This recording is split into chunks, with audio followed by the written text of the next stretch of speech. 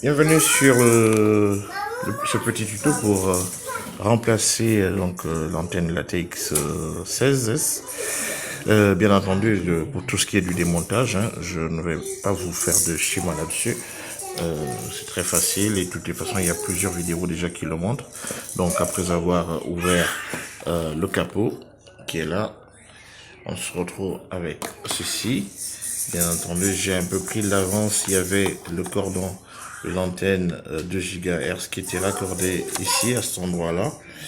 Exactement là.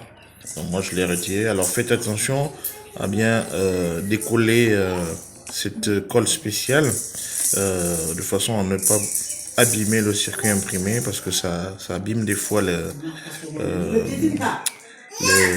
circuit imprimé derrière. Donc, toutes les pistes et tout peuvent être abîmées à cause de ça.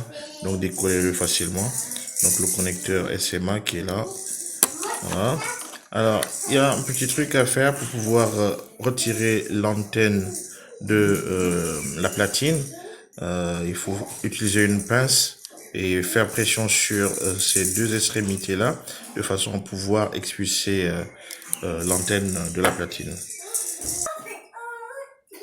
Voilà, donc je me suis avancé, je fais une petite pression avec ma pince ici, et maintenant je peux désolidariser l'antenne de la platine en tirant sur l'antenne délicatement. Voilà. Donc, une fois que l'antenne est libérée, voilà, on se retrouve avec la petite platine sur laquelle on va pouvoir engager le nouveau connecteur et la petite antenne FR Sky qui va très bien. Voilà, donc je vous mettrai de toutes les façons les liens pour pouvoir en acheter sur en bas de la vidéo. Voilà. Voilà, comme vous pouvez le voir, on se retrouve avec cette platine sur laquelle il va falloir donc adapter l'antenne.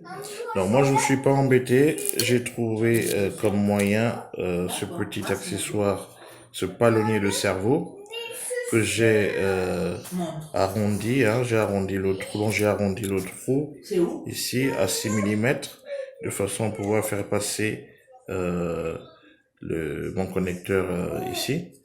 Donc voilà, vous pouvez faire la même chose. Et après, simplement ce qu'il faudra faire, c'est pouvoir l'adapter ici derrière avec des vis. Bon, bien entendu, il va y avoir un peu de l'épaisseur qu'il faudra retirer là, de façon à ce que la longueur ici qu'on a puisse s'adapter entre la platine, le palonnier et les vis de serrage qui sont ici. Voilà. Alors, petite précision, je me suis aperçu que mon antenne ne rentrait pas dans la platine.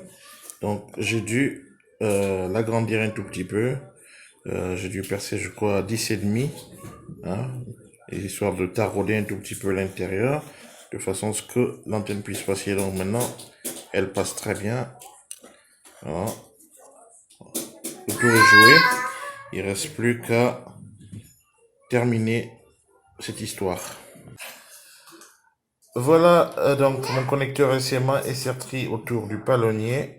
Il ne me reste plus qu'à fixer l'antenne dessus, à refaire la connexion ici sur la platine du multimodule et de fixer le cache devant, hein, que voici, justement. Je vous montre le résultat tout à l'heure.